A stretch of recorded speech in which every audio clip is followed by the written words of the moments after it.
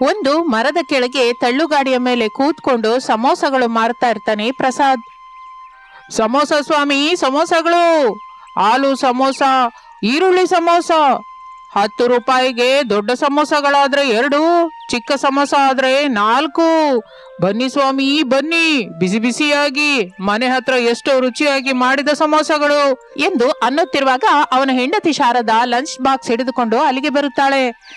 ಏನಯ್ಯ, ಅನ್ನ ತಗೊಂಡ್ಬಂದಿದ್ದೀನಿ, ಅಲ್ಲಿ ಹೋಗಿ ಕುತ್ಕೊಂಡು ತಿನ್ನು, ನಾನು ಸಮೋಸ ಮಾರ್ತೀನಿ. ಅನ್ನ ಮಾತ್ರನೇ ತಂದಿದ್ಯಾ, ಅಡಿಗೆ ಏನು ತರ್ಲಿಲ್ವಾ? ಅಬ್ಬಾ, ಅನ್ನ ಅಂದ್ರೆ ಅನ್ನ ಒಂದೇ ಅಲ್ಲಯ್ಯ, ಅನ್ನ ಸಾರು 2 ತಂದಿದ್ದೀನಿ. ಆಗ ನೀನು ಏನಯ್ಯ, ಅನ್ನ ಸಾರು ತಗೊಂಡ್ಬಂದಿದ್ದೀನಿ, ಹೋಗು ತಿನ್ನು ಅಂತ ಹೇಳ್ಬೇಕು. ಹಾಗೆ ನಾಳೆಯಿಂದ ಹೇಳ್ತೀನಿ, ಈಗ ಮಾತ್ರ ಹೋಗಿ ತಿನ್ನಿ. ಸರಿ ಆಗ್ಲಿ, ಏನ್ ಸಾರು ತಗೊಂಡ್ಬಂದಿದ್ಯಾ? ನಿನಗೆ ಇಷ್ಟವಾದ ಸಾರೇ. ಓಹೋ, ಅಂದ್ರೆ ಎಗ್ ಟೊಮೊಟೊ ತಗೊಂಡ್ಬಂದಿದ್ಯಾನೋ ಮಾತು. ಹೌದಯ್ಯ, ನಿನ್ನೆ ಎಲ್ಲ ಉಪ್ಪಿನಕಾಯಿ ಹಾಕೊಂಡು ತಿಂದಿಯಲ್ಲ, ಅದಕ್ಕೆ ಈ ದಿನ ನಿನಗಿಷ್ಟವಾದ ಎಗ್ ಟೊಮೊಟೊ ಮಾಡ್ಕೊಂಡ್ ಬಂದಿದ್ದೀನಿ. ಹೋಗಿ ಹೊಟ್ಟೆ ತುಂಬಾ ತಿನ್ನಿ, ನಾನು ಸಮೋಸ ಮಾರ್ತೀನಿ. ಹೇಗೆ ಮಾರ್ಬೇಕು ಗೊತ್ತಿದೆಯಲ್ವಾ? ಅಬ್ಬಾ, ನಾನು ಕಲ್ಸಿದ್ದು ತಿರುಗಿ ನನ್ಗೆ ಕಲಿಸ್ಬೇಕು ಅಂದ್ಕೊಂಡಿದ್ದೀರಾ? ಅದು ಸರಿ ಕಣೆ ಶಾರದಾ, ಮಗ ಇಂಟರ್ವ್ಯೂಗೆ ಹೋಗ್ಬೇಕು ಅಂದಿದ್ದ, ಹೋದ್ನಾ? ಹೋಗಿದ್ದಾನೆ. ನಮ್ಮ ಬಡತನದ ಜೀವನ ಮಗನ ಕೆಲಸದ ಮೇಲೆ ಆಧಾರವಾಗಿದೆ. ಹೌದು ಶಾರದಾ, 9 ತಿಂಗಳು ಹೊತ್ತು 30 ವರ್ಷಗಳಿಂದ ಸಮೋಸ ಮಾರ್ತಾ ಮಗನನ್ನ ಓದಿಸಿದ್ದೀನಿ. ಖಚಿತವಾಗಿ ಅವನಿಗೆ ಕೆಲಸ ಬರುತ್ತೆ, ನಮ್ಮ ಜೀವನ ಬದಲಾಗುತ್ತೆ. ನಾನಲ್ಲ, ನೀವಲ್ಲ, ಮಗ ಓದಿನ ಹಿಂದೆ ನಮ್ಮಿಬ್ಬರ ಕಷ್ಟನೂ ಇದೆ ಕಣಯ್ಯ. ಹೌದು ಶಾರದಾ, ಅಮ್ಮ ಅಪ್ಪ ನನಗೆ ಉದ್ಯೋಗ ಬಂದಿದೆ ಅಂತ ಅವನು ಹೇಳಿದ್ರೆ ಕೇಳಬೇಕು ಅಂತಿದೆ ಶಾರದಾ. ನನಗೇನಕ್ಕೋ ಆ ಮಾತು ಈ ದಿನ ನಿಜವಾಗುವ ಹಾಗಿದೆ ಎಂದು ಹೇಳುತ್ತಲೇ ಪ್ರಸಾದ್ ಶಾರದಳಿಗೆ ಸಮೋಸಗಳನ್ನು ತಿನ್ನಿಸುತ್ತಾನೆ ಸಂತೋಷದಿಂದ. ಹೋಗಿ ತಿನ್ನಿ ಎಂದು ಹೇಳಿ ಶಾರದಾ ಸಮೋಸ ತಿಂತಾ ಇರ್ತಾಳೆ. ಇನ್ನು ಪ್ರಸಾದ್ ಆ ಮರದ ಕೆಳಗೆ ಚಿಕ್ಕದಾದ ಚಾಪೆ ಮೇಲೆ ಕೂತ್ಕೊಂಡು ಅನ್ನ ಸಾರು ಹಾಕೊಂಡು ತಿಂತಾ ಇರ್ತಾನೆ. ಶಾರದಾ ಸಮೋಸ ಮಾರ್ತಾ ಇರ್ತಾಳೆ. ಹಾಗೆ ಸಮಯ ಕಳೆದು ಹೋಗುತ್ತಾ ಇರುತ್ತದೆ. 25 ವರ್ಷದ ಅನಾಮಿಕಾ ತನ್ನ ಸ್ನೇಹಿತಳಾದ ರಜತಳ ಜೊತೆ ಸೇರಿ ಕಾಲೇಜಿನಿಂದ ಬಸ್ ಸ್ಟಾಪ್ ಕಡೆಗೆ ನಡೀತಾ ಇರ್ತಾಳೆ. ಯಾಕೆ ಅನಾಮಿಕಾ ಅಡಿಗೆ ಅಡಿಗೆ ಅಂತ ಹಾಗೆ ಒಂದೇ ಸಮನೆ ಹೊಡ್ಕೋತಿಯಾ? ನಿನಗೆ ಗೊತ್ತಿದೆಯಲ್ಲ ರಂಜಿತಾ, ನನಗೆ ಅಡಿಗೆ ಅಂದ್ರೆ ತುಂಬಾ ಇಷ್ಟ ಅಂತ. ಯಾವ್ದೋ ಒಂದು ವೆರೈಟಿ ಮಾಡಿಡ್ತೀನಿ ಅಂತ. ಅದಕ್ಕೆ ಬೇಕಾದ ಸಾಮಾನು ಶಾಪ್ ಇಂದ ತಗೊಂಬ ಅಂತ ಎಷ್ಟು ಹೇಳಿದ್ರು, ಯಾವಾಗ ಹೇಳಿದ್ರು ದುಡ್ಡಿಲ್ಲ ಅಂತಾನೆ ಹೇಳ್ತಾಳೆ ಹೊರತು ಈ ದಿನ ನಾನು ತಗೊಂಬರ್ತೀನಿ ಅಂತ ಮಾತ್ರ ಅನ್ನಲ್ಲ. ಬೇಡ ಬಿಡು, ನಾನೀಗ ನಿಜ ಮಾತಾಡಿದ್ರೆ ನೀನು ಬೈತ್ಯಾ. ನನ್ನನ್ನು ಬಿಟ್ಬಿಟ್ಟು ಹೊಟ್ಟೋದ ನಮ್ಮ ಅಪ್ಪನ ಬಗ್ಗೆ ಮಾತ್ರ ಅಲ್ವಾ? ಹೌದು ಅನಾಮಿಕಾ, ನಿಮ್ಮ ಅಪ್ಪ ಹೆಣ್ಣು ಮಗಳು ಹುಟ್ಟಿದೆ ಅಂತ ಹೇಳಿ ನಿಮ್ಮ ಅಮ್ಮನ ಬಿಟ್ಟು ಹೊರಟೋದ್ರು. ಇನ್ನು ಆಗಿನಿಂದ ಗುಡಿ ಹತ್ರ ಹೂ ಮಾರ್ತಾ ನಿಮ್ಮಮ್ಮ ನಿನ್ನ ನೋಡ್ಕೋತಾ ಸಾಕ್ತಾ ಇಷ್ಟು ದೊಡ್ಡವಳನ್ನಾಗಿ ಮಾಡಿದಾಳೆ, ಓದಿಸ್ತಾ ಇದ್ದಾಳೆ ಕೂಡ. ನೀನೇ ದೊಡ್ಡವಳಾಗಿ ಅರ್ಥ ಮಾಡ್ಕೊಳ್ದೆ ಇದ್ರೆ ಇನ್ ಹೇಗೆ ಹೇಳು ಎಂದು ರಜಿತಾ ಅನ್ನುತ್ತಲೇ ಅನಾಮಿಕಾ ಮೌನವಾಗಿ ಮುಂದಕ್ಕೆ ನಡೆಯುತ್ತಾ ಹೊರಟು ಹೋಗುತ್ತಾಳೆ. ಅಡಿಗೆ ಮಾಡ್ತೀನಿ ಅಂತ ದೊಡ್ಡದಾಗಿ ಹೇಳ್ಕೊತಾ ಇದೆಯಲ್ಲ, ಅದಕ್ಕೆ ನನಗೆ ತಿಳಿದ ಒಂದು ಹೋಟೆಲಲ್ಲಿ ಮಾತಾಡಿ ಇಟ್ಟಿದ್ದೀನಿ. ಈ ದಿನ ನಿನ್ನನ್ನ ಕರ್ಕೊಂಬ ಅಂತ ಹೇಳಿದ್ದಾರೆ. ಈಗ ನಾವು ಅಲ್ಲಿಗೆ ಹೋಗ್ತಾ ಇದ್ದೀವಿ, ಬಾ ಎಂದು ಹೇಳುತ್ತಲೇ ಅನಾಮಿಕಾ ಸಂತೋಷ ಪಡುತ್ತಾ, ನಿಜನ ರಂಜಿತಾ? ಅಂದ್ರೆ ಬಾ, ನನ್ನ ಅಡಿಗೆಯಿಂದ ಆ ಹೋಟೆಲ್ ಅವರಿಗೆ ಮೆಂಟಲ್ ಮಾಡಿಸ್ತೀನಿ. ಅದೇನೇ ಅನಾಮಿಕಾ, ಒಂದೇ ಸಲ ಅಂತ ಮಾತಂದೆ, ಅವರು ನಿನಗೆ ಅವಕಾಶ ಕೊಟ್ರೆ ನೀನು ಅವರಿಗೆ ಮೆಂಟಲ್ ತರಿಸ್ತೀಯಾ? ಏನೋ ಒಂದು ತರಿಸ್ತೀನಿ ಕಣೆ, ಮೊದಲು ಆ ಹೋಟೆಲ್ಗೆ ಹೋಗೋಣ ಬಾ ಎಂದು ಹೇಳುತ್ತಲೇ ರಜಿತಾ ಅನಾಮಿಕಳನ್ನು ಕರೆದುಕೊಂಡು ಅಲ್ಲಿಂದ ಹೊರಟು ಹೋಗುತ್ತಾಳೆ. ಖಾಲಿ ಹೂವಿನ ಬುಟ್ಟಿಯನ್ನು ಹಿಡಿದುಕೊಂಡು ತನ್ನ ಮಣ್ಣಿನ ಮನೆಗೆ ಬರುತ್ತಾಳೆ ಅನಾಮಿಕಳ ತಾಯಿ ಸುಜಾತ. ಮನೆಗೆ ಬೀಗ ಹಾಕಿರುವುದು ಕಾಣಿಸುತ್ತೆ. ಮಗಳು ಅನಾಮಿಕಾ ಇನ್ನು ಮನೆಗೆ ಬಂದಿಲ್ಲ ಅನ್ನೋ ಮಾತು. ಯಾವಾಗ್ಲೂ ಈ ಟೈಮಿನ ಒಳಗೆ ಕಾಲೇಜಿನಿಂದ ಮನೆಗೆ ಬರ್ತಾ ಇದ್ಲಲ್ಲ, ಈ ದಿನ ಬರ್ಲಿಲ್ಲ ಅಂದ್ರೆ ಕಾಲೇಜಲ್ಲಿ ಓದ್ಕೊಳ್ತಾ ಇರ್ಬೋದು. ಮಗಳು ಬರುವವರೆಗೂ ಹೂ ಕೊಯ್ಕೊಂಡ್ಬರ್ತೀನಿ ಎಂದು ಹೇಳಿ ಅಲ್ಲಿಂದ ಹೊರಟು ಹೋಗುತ್ತಾಳೆ. ಇನ್ನು ಕೆಲಸ ಸಾಧಿಸಿದ ರಮೇಶ್ ಆ ವಿಷಯವನ್ನು ತನ್ನ ತಾಯಿ ತಂದೆಗೆ ಹೇಳಬೇಕು ಎಂದು ಸಂತೋಷ ಪಡುತ್ತಾ ಸಮೋಸ ಮಾಡುತ್ತಿರುವ ತಾಯಿ ತಂದೆಯರ ಹತ್ರ ಬರ್ತಾನೆ. ಮಗನನ್ನು ನೋಡಿ ಆನಂದ ಪಡುತ್ತಾರೆ ತಾಯಿ ತಂದೆ ಇಬ್ಬರು. ಏನ್ ಮಗನೇ, ಕೆಲಸ ಬಂತೇನೋ? ಬಂತಮ್ಮ, ಮೊದಲ ವರ್ಷವಾದ್ದರಿಂದ ಸಂಬಳ ಸ್ವಲ್ಪ ಕಡಿಮೆ ಇರುತ್ತೆ. ಕೆಲಸ ಹಿಡಿಸಿದರೆ ಸಂಬಳ ಹೆಚ್ಚಿಸ್ತೀನಿ ಅಂತ ಹೇಳಿದ್ದಾರೆ ಅಪ್ಪ. ಸರಿ ಮಗನೇ, ಕಡೆಗೂ ನಿನಗೆ ಕೆಲಸ ಬಂತು. ತಿಂಗಳಿಗೆ ಸಂಬಳ ಬರುತ್ತೆ. ಬದುಕೋದಕ್ಕೆ ಎಂತಹ ತೊಂದರೆ ಇಲ್ಲದೆ ಇರುತ್ತೆ. ಇನ್ನು ನೀನು ಮದುವೆ ಮಾಡ್ಕೊ ಮಗನೇ. ನೀನು ಸೊಸೆ ಸಂತೋಷವಾಗಿರೋದು ನಾವಿಬ್ರು ನೋಡ್ಬೇಕು. ಅಪ್ಪ ಈಗ್ಲೇ ಅಲ್ವಾ ನನಗೆ ಕೆಲಸ ಬಂದಿದ್ದು, ಆಗ್ಲೇ ಮದುವೆ ಏನಕ್ಕೆ ಹೇಳಿ? ಸ್ವಲ್ಪ ಕಾಲ ನಿಲ್ಲೋಣ ಅಪ್ಪ, ದುಡ್ಡು ಹೊಂದಿಸ್ಕೊಳ್ಳೋಣ. ಇದುವರೆಗೂ ಸಾಲ ಮಾಡಿಲ್ಲ, ಮದುವೆಗೆ ಮಾತ್ರ ಸಾಲ ಮಾಡೋದೇನಕ್ಕೆ ಹೇಳು? ಮಗ ಹೇಳುದು ಕೂಡ ನಿಜನೇ ಅಯ್ಯ. ಆದ್ರೂ ಮಗನೇ, ಈಗಿಂದ ನೋಡೋದಕ್ಕೆ ಶುರು ಮಾಡಿದ್ರೆ ಆಗ ಮದುವೆ ಸೆಟ್ ಆಗತ್ತೆ. ನೀನೇನು ಗಾಬರಿ ಆಗ್ಬೇಡ, ಈಗ ಮನೆಗೆ ಹೋಗು, ನಾವು ಸಾಯಂಕಾಲ ಬರ್ತೀವಲ್ಲ. ಸರಿಯಮ್ಮ ಎಂದು ಹೇಳಿ ರಮೇಶ್ ಅಲ್ಲಿಂದ ಹೊರಟು ಹೋಗುತ್ತಾನೆ. ಶಾರದಾ ಪ್ರಸಾದರು ಸಮೋಸ ಮಾರ್ತಾ ಇರ್ತಾರೆ. ಹೀಗೆ ದಿನಗಳು ಕಳೆಯುತ್ತಾ ಇರುತ್ತದೆ. ರಮೇಶ್ ತನಗೆ ಬಂದ ಚಿಕ್ಕ ಜಾಬ್ಗೆ ಹೋಗ್ತಾ ಇರ್ತಾನೆ. ಶಾರದಾ ದಂಪತಿಗಳು ಸಮೋಸ ಮಾರ್ತಾ ಇರ್ತಾರೆ. ಅನಾಮಿಕಾ ಕಾಲೇಜ್ ಆದ ಮೇಲೆ ಒಂದು ಹೋಟೆಲ್ಗೆ ಹೋಗಿ ಅಡಿಗೆ ಮಾಡುತ್ತಾ ಸ್ವಲ್ಪ ದುಡ್ಡು ಸಂಪಾದಿಸುತ್ತಾ ಇರುತ್ತಾಳೆ. ಆ ದುಡ್ಡನ್ನು ತೆಗೆದುಕೊಂಡು ಬಂದು ವಿಷಯವನ್ನು ಹೇಳಿ ತಾಯಿ ಸುಜಾತಳಿಗೆ ಕೊಡುತ್ತಾಳೆ. ನಿನ್ನ ಮದುವೆಗೆ ಈ ದುಡ್ಡು ಉಪಯೋಗ ಬರುತ್ತೆ ಕಣೆ ಎಂದು ಹೇಳಿ ಆ ದುಡ್ಡನ್ನು ಕೂಡಿಡುತ್ತಾ ಇರುತ್ತಾಳೆ ಸುಜಾತ. ಅಂದ್ರೆ ನನ್ನ ಮದುವೆಗೆ ಸಂಬಂಧ ನೋಡೋದಕ್ಕೆ ಶುರು ಮಾಡಿದ್ಯಮ್ಮ? ಹೌದು ತಾಯಿ, ನೋಡ್ತಾ ಇದ್ದೀನಿ ಹೊರತು ಯಾವುದು ಸರಿಯಾಗಿ ಹೊಂದುತ್ತಾ ಇಲ್ಲ. ನಾನು ಅಡಿಗೆ ಮಾಡೋವನ್ನ ಬಿಟ್ಟು ಇನ್ಯಾರನ್ನು ಮದುವೆ ಮಾಡ್ಕೊಳ್ಳಲ್ಲ ಅಮ್ಮ ಎಂದು ಹೇಳಿ ಅನಾಮಿಕಾ ಕಾಲೇಜ್ಗೆ ಹೊರಟು ಹೋಗುತ್ತಾಳೆ. ಹೀಗೆ ದಿನಗಳು ಕಳೆಯುತ್ತಾ ಇರುತ್ತದೆ.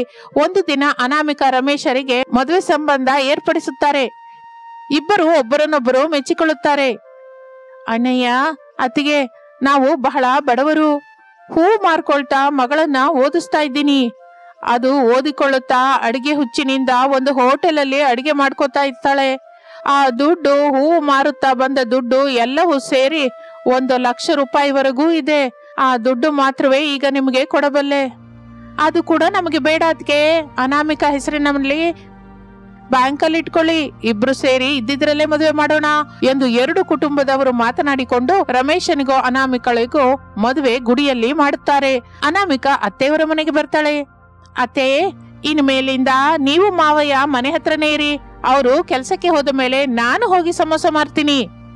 ಬೇಡ ತಾಯಿ, ನೀನು ಹೊಸ ಸೊಸೆ, ಮನೆ ಹತ್ರನೇ ಇರ್ತಾ ಮನೆ ಕೆಲಸ ಅಡುಗೆ ಕೆಲಸ ಮಾಡ್ಕೊಳ್ತಾ ಚೆನ್ನಾಗಿ ಸಂತೋಷವಾಗಿರೋ. ಮಾವಯ್ಯ, ನೀವಾದ್ರೂ ಹೇಳಿ ಮಾವಯ್ಯ. ಅತ್ತೆ ಹೇಳ್ತಾ ಇದ್ದಾಳಲ್ಲ ತಾಯಿ, ಆದ್ರೂ ಮೊದಲು ಮಗನನ್ನ ಕೇಳಿದ್ಯಾ? ಇಲ್ಲ ಮಾವಯ್ಯ, ಅವ್ರನ್ನೇನು ಕೇಳಲಿಲ್ಲ. ಈಗ ನೀವು ಸಮೋಸ ಮಾರೋದಕ್ಕೆ ಹೋಗ್ತಾ ಇದ್ದೀನಿ ಅಂತ ಹೇಳಿದ್ರಲ್ಲ, ಅದಕ್ಕೆ ನಿಮ್ಮನ್ನ ಕೇಳ್ತಾ ಇದ್ದೀನಿ. ಹೌದು ಸೊಸೆ, ಮದುವೆ ಆಗಿದೆ, ನೀನು ನಮ್ಮ ಮನೆಗೆ ಬಂದಿದ್ಯಾ. ಇನ್ನು ಮೇಲಿಂದ ಮನೆ ಹತ್ರ ಇರೋದ್ರಲ್ಲಿ ಏನ್ ತಪ್ಪಿದೆ ಹೇಳು? ಅದಕ್ಕೆ ನಾನು ಅವರು ಹೋಗಿ ಯಾವತ್ತಿನ ಹಾಗೆ ಆ ಮರದ ಹತ್ರ ಸಮೋಸಗಳು ಮಾರ್ತಾ ಇರ್ತೀವಿ. ಮತ್ತೆ ಮನೆ ಹತ್ರ ನಾನೇನ್ ಮಾಡ್ಲಿ ಅತ್ತೆ? ಕೆಲಸವೆಲ್ಲ ಆದ್ಮೇಲೆ ಟಿವಿ ಹಾಕೊಂಡು ನೋಡ್ಕೋ ಸೊಸೆ. ಇಲ್ಲ ಅತ್ತೆ, ನಾನು ಕೂಡ ನಿಮ್ ಜೊತೆನೆ ಬರ್ತೀನಿ, ಪ್ಲೀಸ್ ಅತ್ತೆ ಎಂದು ಅನಾಮಿಕಾ ಬೇಡಿಕೊಳ್ಳುವ ಹೊತ್ತಿಗೆ ಶಾರದಾ ದಂಪತಿಗಳು ಇಲ್ಲ ಅನ್ನಲಾರದೆ ಹೋಗುತ್ತಾರೆ. ಅನಾಮಿಕಳನ್ನು ಕರೆದುಕೊಂಡು ಮರದ ಹತ್ತಿರಕ್ಕೆ ಬರ್ತಾರೆ. ಸಮೋಸ ಮಾರ್ತಾ ಇರ್ತಾರೆ. ಸಮೋಸಗಳು ಕೊಳ್ಳಲಿಕ್ಕೆ ಬಂದವರು ಸಮೋಸ ಚಾಟ್ ಕೇಳ್ತಾ ಇರ್ತಾರೆ. ಇದೇನಯ್ಯ, ಏನೋ ಸಮೋಸ ಚಾಟ್ ಕೇಳ್ತಾ ಇದ್ದಾರೆ, ಅದು ಹೇಗೆ ಮಾಡಬೇಕೋ ಏನೂ ಅರ್ಥವಾಗ್ತಿಲ್ಲ. ಅತ್ತೆ, ಸಮೋಸ ಚಾಟ್ ಹೇಗೆ ಮಾಡೋದು ನನಗ್ ಗೊತ್ತು. ನೀವೇನಾದ್ರೂ ಒಪ್ಕೊಂಡ್ರೆ ಸಮೋಸ ಚಾಟ್ ಮಾಡಿ ನಾನ್ ಮಾರ್ತೀನಿ, ಹೆಚ್ಚು ದುಡ್ಡು ಕೂಡ ಬರುತ್ತೆ. ಮಾವಯ್ಯ, ನೀವಾದ್ರೂ ಹೇಳಿ ಮಾವಯ್ಯ. ಅಮ್ಮ ಸೊಸೆ, ನಿನಗೆ ಸಮೋಸ ಚಾಟ್ ಮಾಡೋದು ಹೇಗೂ ಬರುತ್ತಲ್ಲ, ರಾತ್ರಿಗೆ ಮಗ ಬರ್ತಾನಲ್ಲ, ಮಾತಾಡ್ಕೊಳ್ಳೋಣ ತಾಯಿ. ಮಗ ಏನಾದ್ರೂ ಒಪ್ಕೊಂಡ್ರೆ ನೀನು ಸಮೋಸ ಚಾಟ್ ಇಟ್ಕೋಬಹುದು. ನಾನು ಕೌಂಟರ್ ಹತ್ರ ಕುತ್ಕೋತೀನಿ, ನಿಮ್ಮತ್ತೆ ಬಂದವರಿಗೆ ಸರ್ವಿಸ್ ಮಾಡ್ಕೋತಾ ಇರ್ತಾಳೆ.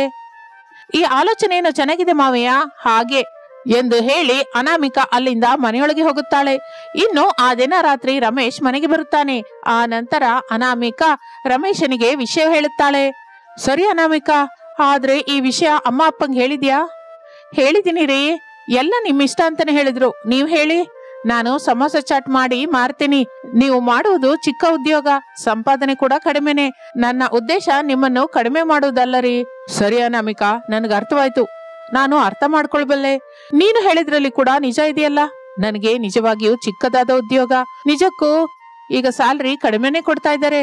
ನಮ್ಮ ಕುಟುಂಬಕ್ಕೆ ಸರಿ ಹೊಂದುವ ಸ್ಯಾಲ್ರಿ ಬರಬೇಕು ಅಂದ್ರೆ ನನ್ನ ಕೆಲಸಕ್ಕೆ ಇನ್ನೂ ಸಮಯ ಹಿಡಿಯುತ್ತೆ. ಅದಕ್ಕೆ ಈಗ ನೀನು ಸಮೋಸ ಚಾಟ್ ವ್ಯಾಪಾರ ಮಾಡೋದಕ್ಕೆ ನಾನು ಒಪ್ಕೋತಾ ಇದ್ದೀನಿ ಅನಾಮಿಕಾ ಎಂದು ರಮೇಶ್ ತನ್ನ ಅಂಗೀಕಾರವನ್ನು ತಿಳಿಸುತ್ತಲೇ ಅನಾಮಿಕಾ ಎಷ್ಟೋ ಸಂತೋಷ ಪಡುತ್ತಾಳೆ. ಶಾರದಾ ದಂಪತಿಗಳನ್ನು ಕರೆಯುತ್ತಾಳೆ. ಅಲ್ಲಿಗೆ ಶಾರದಾ ಪ್ರಸಾದ್ ಇಬ್ಬರೂ ಬರುತ್ತಾರೆ. ಏನಾಯ್ತು ಸೊಸೆ? ಅತ್ತೆ, ನಾನು ಸಮೋಸ ಚಾಟ್ ಮಾಡಿ ಮಾರೋದಕ್ಕೆ ಅವರು ಒಪ್ಕೊಂಡಿದ್ದಾರೆ. ಹೌದಮ್ಮ, ಅನಾಮಿಕಾ ಹೇಳೋದು ನಿಜಾನೇ. ಅನಾಮಿಕಾ ಸಮೋಸ ಚಾಟ್ ತುಂಬಾ ಚೆನ್ನಾಗಿ ಮಾಡ್ತಾಳೆ. ಸಮೋಸ ಚಾಟ್ ಒಂದೇ ಇಲ್ಲ, ಅವಳಿಗೆ ಅಡಿಗೆ ಅಂದ್ರೆ ತುಂಬಾ ಇಷ್ಟ. ಅದ್ಭುತವಾಗಿ ಅಡಿಗೆ ಮಾಡ್ತಾಳೆ. ಮೇಲಾಗಿ ಮಕ್ಕಳು ಹುಟ್ಟುವ ಸಮಯಕ್ಕೆ ನಮ್ಮ ಹತ್ರ ಎಂತಹೋ ಸ್ವಲ್ಪ ದುಡ್ಡಿರ್ಬೇಕಲ್ಲ. ನಮ್ಮ ಸಾಲ ತೀರ್ಬೇಕು, ದುಡ್ಡು ಕೂಡಿಡ್ಬೇಕು. ಮಕ್ಕಳ ಓದಿಗೆ, ಅವರ ಭವಿಷ್ಯತ್ತಿಗೆ ಬಹಳ ಖರ್ಚು ಮಾಡಬೇಕಾಗಿ ಬರುತ್ತೆ. ಅದಕ್ಕೆ ಅನಾಮಿಕಾ, ಈ ಸಮೋಸ ಚಾಟ್ ಮಾಡೋದಕ್ಕೆ ನಾನು ಕೂಡ ಒಪ್ಕೋತಾ ಇದ್ದೀನಿ ಎಂದು ಹೇಳಿದ್ದರಿಂದ ಶಾರದಾ ದಂಪತಿಗಳು ಎಷ್ಟೋ ಸಂತೋಷಿಸುತ್ತಾರೆ. ಇನ್ನು ಆ ದಿನದಿಂದ ಅನಾಮಿಕಾ ಸಮೋಸ ಚಾಟ್ ತಯಾರು ಮಾಡುತ್ತಾ ಮಾರ್ತಾ ಇರ್ತಾಳೆ. ಅತಿ ಕಡಿಮೆ ಕಾಲದಲ್ಲಿಯೇ ಅನಾಮಿಕಾ ತಯಾರು ಮಾಡಿ ಮಾರುತ್ತಿರುವ ಈ ಸಮೋಸ ಚಾಟ್ ಆ ಸುತ್ತಮುತ್ತಲ ಪ್ರಾಂತ್ಯದಲ್ಲಿ ಬಹಳ ಫೇಮಸ್ ಆಗುತ್ತೆ.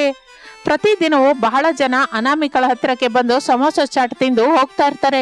ಈ ವಿಧದಿಂದ ವ್ಯಾಪಾರ ವಿಜಯವಂತವಾಗಿ ಸಾಗಿದ್ದರಿಂದ ತುಂಬಾ ದುಡ್ಡು ಸಂಪಾದಿಸುತ್ತಾ ಇರುತ್ತಾಳೆ ಅನಾಮಿಕಾ. ಅನಾಮಿಕಳ ಕುಟುಂಬ ಸಂತೋಷದಿಂದ ಜೀವಿಸುತ್ತಾ ಇರುತ್ತೆ. ಇದು ಇಂದಿನ ಕತೆ. ಮತ್ತೊಂದು ಆಸಕ್ತಿಕರವಾದ ಕತೆ ಜೊತೆ ಮತ್ತೆ ಸೇರೋಣ. ಅಲ್ಲಿಯವರೆಗೂ ವಿರಾಮ. ನಮಸ್ತೆ. வீட்ல இருந்த சாரதாவும் பிரசாதும் சுகர் பேஷண்ட்ஸ். ஆனாலும் கூட ஸ்வீட் சாப்பிடணுங்கிற ஆசைய கைவிடாம டியூட்டிக்கு போய்கிட்டு இருந்த பையன் ரமேஷ் கிட்ட சொன்னாங்க. தம்பி ரமேஷா, இங்க பாருங்கம்மா, என்னை எதுக்கு இவ்ளோ அன்பா கூப்பிடுறீங்கன்னு எனக்கு நல்லா தெரியுமா. நீங்க ஸ்வீட்டுங்கிற வார்த்தையோ அந்த பேச்சையோ எடுத்தீங்கன்னா எனக்கு கேட்காது. ஓ, அது இல்லடா அப்பா, உங்களுக்கும் அதே தான் சொல்றேன். என்கிட்ட ஸ்வீட்டை தவிர வேற என்ன பேசுறதா இருந்தாலும் பேசுங்க, நின்னு கேக்குறேன். இல்ல ஸ்வீட்டை பத்தி தான் நானும் பேச போறேன்டான்னு சொன்னீங்கன்னா இப்பவே நான் கிளம்பிக்கிறேன். என் கோவத்துக்கு ஆளாகாதீங்க. நாங்க சொல்ல வர்றத நீ கேக்கலன்னா எங்க பேச்ச யார் கேப்பா? எங்க ஆசைய யார் தீப்பா? நான் என்ன சொன்னாலும் கோவப்பட்டாலும் உங்களுக்காக தானேம்மா. இன்னும் கொஞ்ச காலம் நீங்க 2 பேரும் என் கூட இருக்கணும்னு தானே. உண்மைதான்ப்பா. ஆனா அப்படின்னு பிரசாத் ஏதோ சொல்ல வந்து நிறுத்திட்டாரு. சொல்லுங்கப்பா, நடுவுலயே இப்படி நிறுத்திட்டீங்களே. ஸ்வீட் சாப்பிடாம இருக்கிறதுக்கு உங்களால முடியலல்ல? ஆமாப்பா. அப்படி இருந்தா நரகத்துல இருக்க மாதிரி இருக்கு. அதனால தானம்மா உங்க மருமக உங்களுக்காக பிரத்யேகமா அப்பப்ப வெல்லம் ஜிலேபி செஞ்சு கொடுக்கறா. சரி விடுடா, உன்கிட்ட எவ்வளவு பேசினாலும் லாபம் இல்லைன்னு நல்லா தெரிஞ்சிருச்சு. நீ டியூட்டிக்கு போ, எங்க சுகரை நாங்க பத்திரமா பாத்துக்கிட்டு வீட்டுல இருக்கோம். சரிங்கம்மா. ஸ்கூல்ல இருந்து அனாமிகா வந்ததுக்கு அப்புறம் நான் ஆபீஸ்க்கு போயிட்டேன்னு சொல்லிடுங்க. இன்னும் ஒரு 10 நிமிஷம் இரண்டா, மருமக பேரனையும் பேத்தியையும் ஸ்கூல்ல விட்டு வந்துருவா. ஐயையோ ரமேஷா, சொல்ல மறந்துட்டேன். மருமக பசங்களை ஸ்கூல்ல விட்டுட்டு வர்ற வழியில மார்க்கெட்டுக்கு காய்கறி வாங்க போறா. வர்றதுக்கு கொஞ்சம் லேட் ஆகும்னு வேற சொன்னா. சரிங்கம்மா, நான் ஆபீஸ்க்கு போயிட்டு வரேன். தயவு செஞ்சு டாக்டர் சொன்னதை கேளுங்கம்மா. ஸ்வீட் சாப்பிடாம கொஞ்ச நாள் எங்களோட உயிரோட இருங்க அப்படின்னு சொல்லி ரமேஷ் வீட்டை விட்டு வெளியே போனான். அதுக்கப்புறம் பிரசாத், நம்ம உயிரோட இருக்கிற வரைக்கும் அவங்களோட சந்தோஷமா இருக்கணும்னு நம்ம புள்ள ரொம்ப ஆசைப்படுறான் சாரதா. ஆமாங்க, நம்ம மேல நம்ம புள்ளைக்கு எவ்வளோ அன்பு இருக்கு. ஆனா அந்த அன்பு நம்ம அன்பு வச்சிருக்க ஸ்வீட்டை வாங்கிட்டு வந்து தரமாட்டேங்குதே. ஆமா சாரதா, மருமக ஸ்கூல் வரைக்கும் தானே போயிருக்கா. நீ ஏன் மார்க்கெட்டுக்கு போனான்னு சொன்ன? அது எதுக்குன்னா, நம்ம புள்ள ஆபீஸ்க்கு போறேன்னு ஸ்வீட் சாப்பிடுற ஆசைய கிளப்பிட்டு போயிட்டான். நீங்க அதை கவனிச்சிங்களா? நான் கவனிச்சேன்.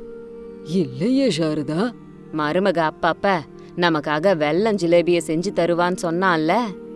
ஆமா, நமக்காக மருமக நேத்து தான் வெல்லம் ஜிலேபிய செஞ்சு வச்சிருக்கா. நேத்தே கொஞ்சம் சாப்பிட்டோம் இல்லையா? மீதிய மருமக எங்கேயோ ஒளிச்சு வச்சிருக்கா. அவ வர்றதுக்குள்ள அதை நம்ம எடுத்து சாப்பிட்டுருவோம். ஐயோ சாரதா, வீட்ல ஒளிச்சு வச்சிருக்க ஜிலேபி எல்லாத்தையும் ஒரேடியா சாப்பிட்டுட்டா அவளுக்கு டவுட் வராதா? வராதுங்க. மருமக கிட்ட இன்னும் கொஞ்சம் வெல்லம் ஜிலேபிய குடுன்னு சொன்னதுக்கு தீந்து போயிடுச்சு அத்தை. இன்னொரு தடவை செஞ்சா தரேன்னு சொன்னாலே, இப்ப நம்மளும் அதையே சொல்லுவோம் அப்படின்னு சாரதா சொன்னதும் சாரதாவோட புத்திசாலித்தனத்தை பார்த்து பிரசாத் ஒரு நிமிஷம் அப்படியே நின்னுட்டாரு. மனைவிய பார்த்து ரொம்ப பெருமைப்பட்டாரு. உன்னை எப்படி பாராட்டுறதுன்னு ஒன்னும் புரியலம்மா. பாராட்டு விழாவை அப்புறமா நீங்க நடத்துங்க, இப்ப போய் வெள்ள ஜிலேபி எங்க இருக்குன்னு தேடுவோம் அப்படின்னு சாரதா வாசலுக்கு வந்து கதவை சாத்துனாங்க. பிரசாத் கிச்சன்ல ஸ்டூல போட்டு ரெடியா நின்னுட்டு இருந்தாரு. சாரதா நேரா கிச்சனுக்குள்ளார வந்தாங்க. ஓஹோ, ஸ்டூல் எல்லாம் ரெடியா போட்டாச்சா? என்னை விட உங்களுக்கு தான் அதிகமா வெல்லம் ஜிலேபிய சாப்பிடணும்னு இருக்கு போல. இனிமே பேசாத சாரதா, செயல்ல இறங்குவோம்.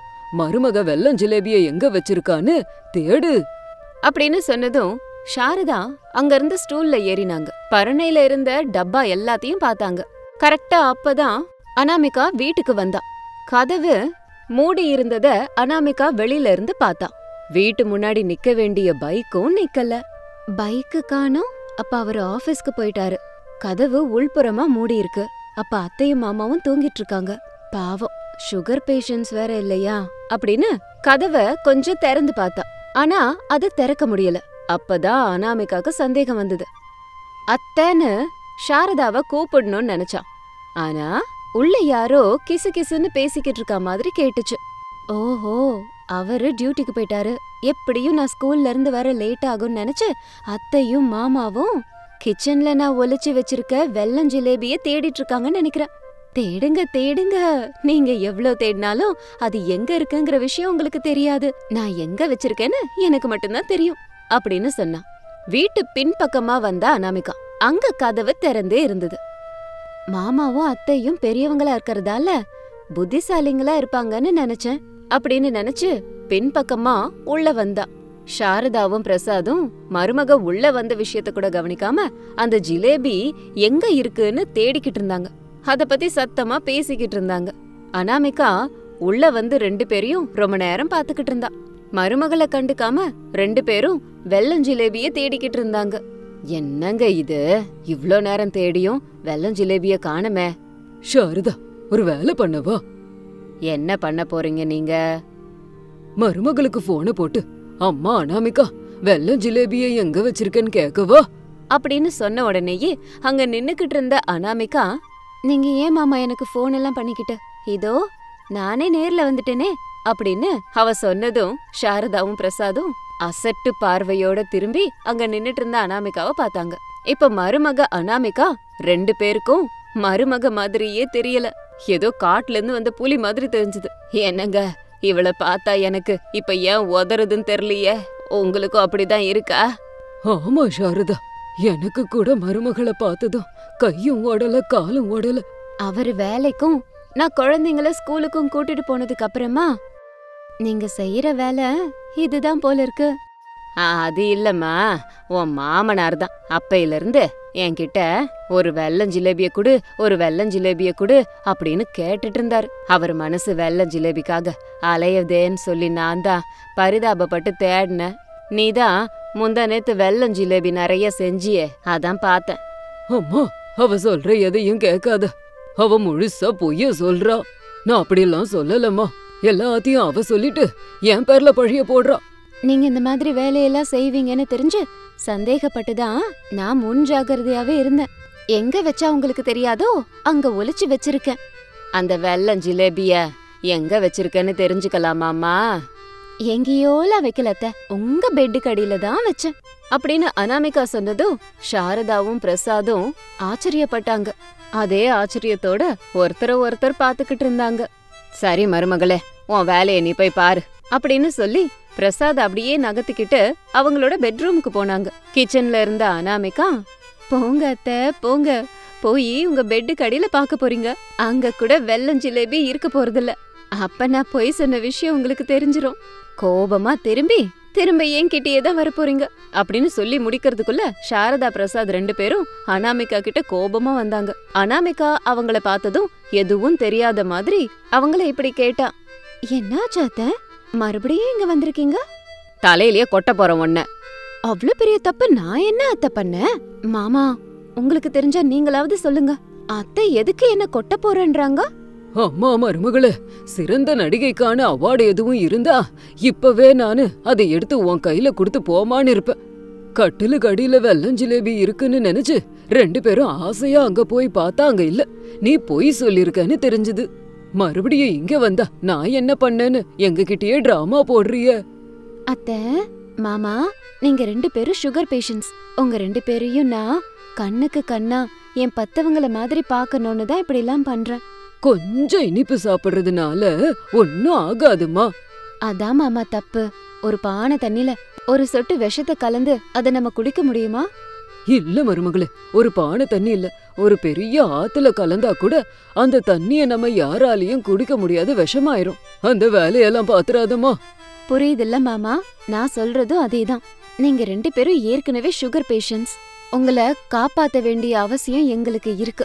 உங்க திருப்திக்காக வெல்லம் ஜிலேபி இருக்குன்னு பொய் சொன்னேன். இல்லன்னு சொன்னா வேணும்னே மருமக எங்களுக்கு தரமாட்டான்னு நினைப்பீங்க. சரி மருமகளே, எனக்கும் உங்க மாமாக்கும் வெல்லம் ஜிலேபி சாப்பிடணும் போல இருக்கு, கொஞ்சம் தாயேன்.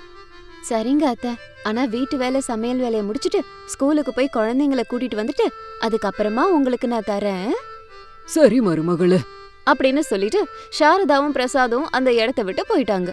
அனாமிகா வீட்டு வேலை சமையல் வேலை எல்லாத்தையும் நல்லபடியா முடிச்சிட்டு ஸ்கூலுக்கு போய் அனாமிகா குழந்தைங்கள கூட்டிட்டு வந்து வீட்டுக்கு வந்ததுக்கு அப்புறமா சாரதா பிரசாத் குழந்தைங்க ஹரிஷ் பவ்யா எல்லாரும் சேர்ந்து வீட்ல உட்கார்ந்து ஜாலியா பேசிக்கிட்டு சிரிச்சுக்கிட்டு வெல்லம் ஜிலேபிய சாப்பிட்டுக்கிட்டு இருந்தாங்க. ஹரிஷும் பவ்யாவும் ஒரு பக்கம் குறும்பு பண்ண, சாரதாவும் பிரசாதும் வெல்லம் ஜிலேபி சாப்பிட்டுக்கிட்டு சந்தோஷமா இருந்தாங்க. இது இன்னைக்கு ஸ்டோரி. இதே மாதிரி இன்னொரு ஸ்டோரியோட உங்களை மறுபடியும் நான் மீட் பண்றேன். அது வரைக்கும் உங்க எல்லார்கிட்ட இருந்தும் விடை பெறுறேன்.